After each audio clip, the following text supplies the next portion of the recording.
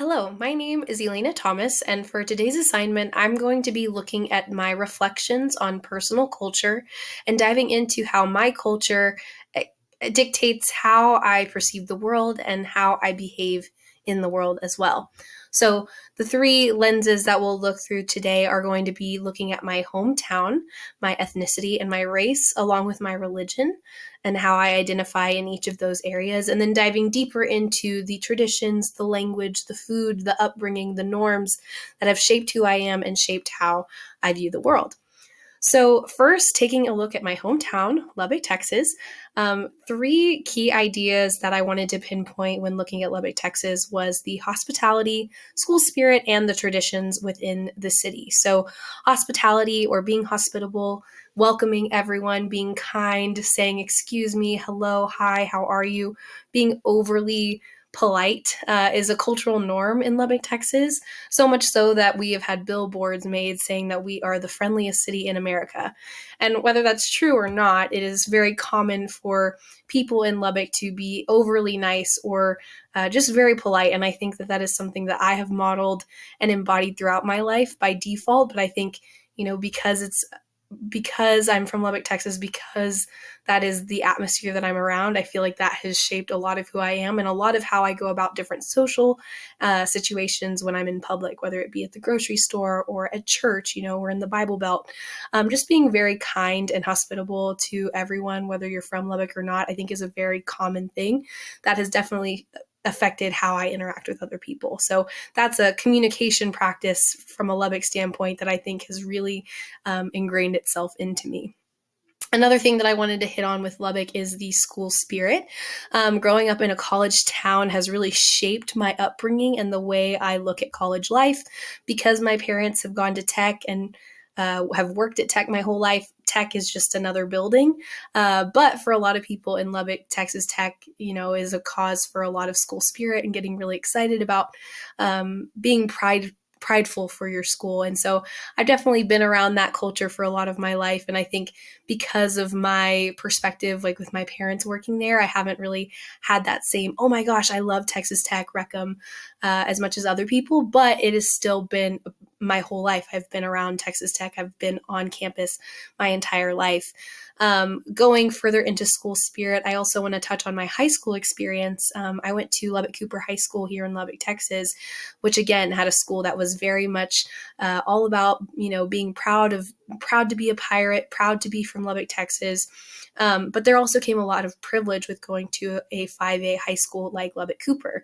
I had my own iPad all throughout high school. I had many resources that allowed me to really get a very high quality education, but also there were privileges within that school system that a lot of other people may not have in their upbringing. So not only was school spirit kind of something that I was around for a lot of my life, but it really did shape my upbringing and my education before entering college.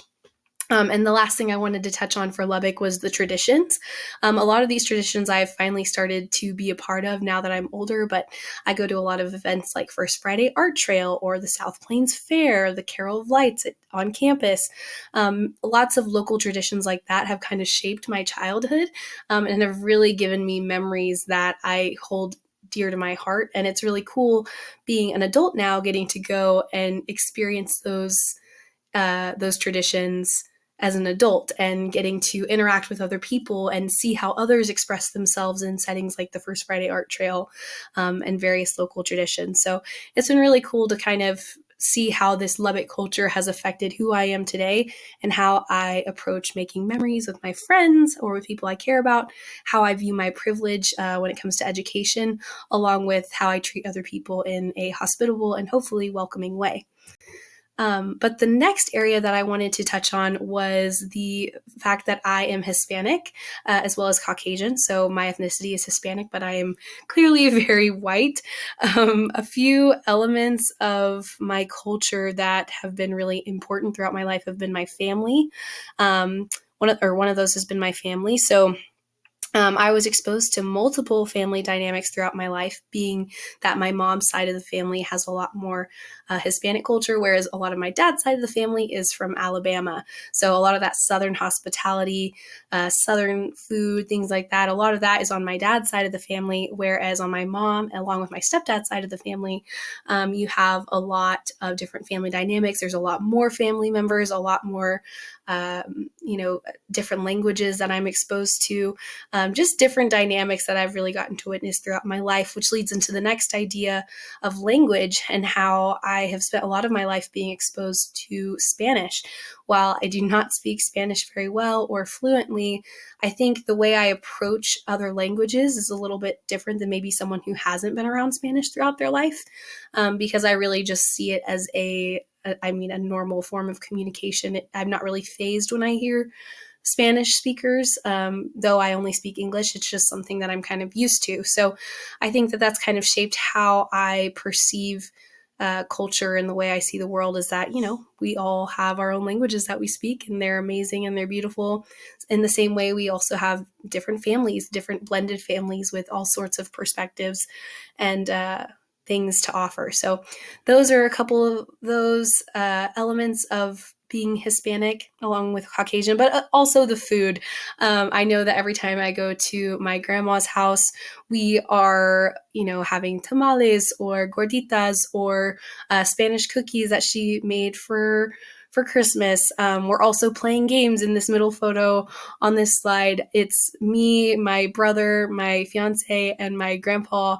We're all playing Toma Todo, which is take all. And, we spin a little top that has words in Spanish like take all, put one, pon uno, pon dos, put two, different little instructions that basically make it to where we all get to collect all of the money in the pot in the middle. So getting to play games in Spanish, loteria, Spanish bingo, just different different exposure to fun elements of Spanish culture that I otherwise wouldn't have in other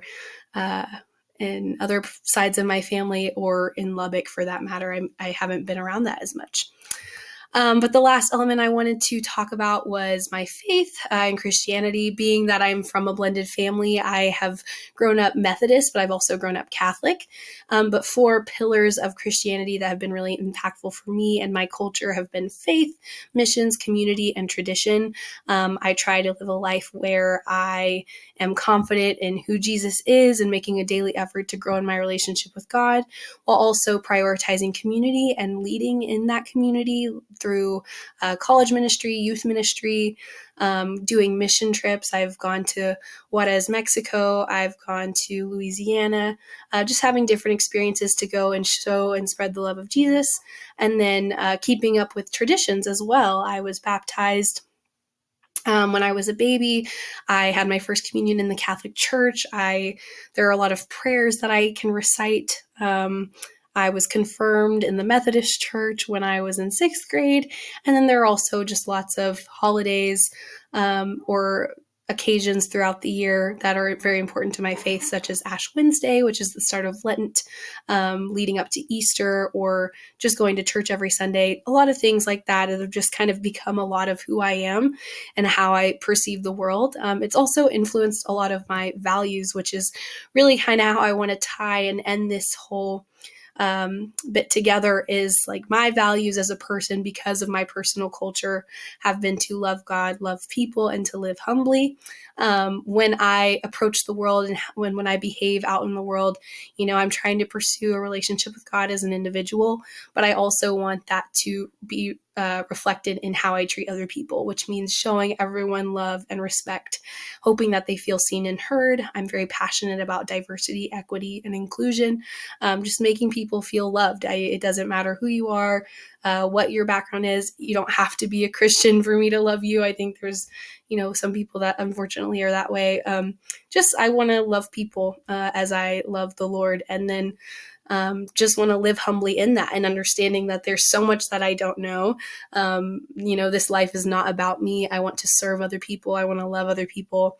But I also want to live into the call that I believe that God has put on my life. So a lot of this, a lot of these values have shaped who I am. And I think coming from, Lubbock, Texas, and having different faith backgrounds, along with different family dynamics, different cultures within my family, I think it's just really shaped me into who I am and has hopefully made me a pretty well-rounded individual. But yeah, that is a bit about my personal reflections on my personal culture. And I hope that that was a thorough and well laid out explanation of why I am the way that I am and why I behave the way I do out in this world. Thank you very much. I hope you have a wonderful day.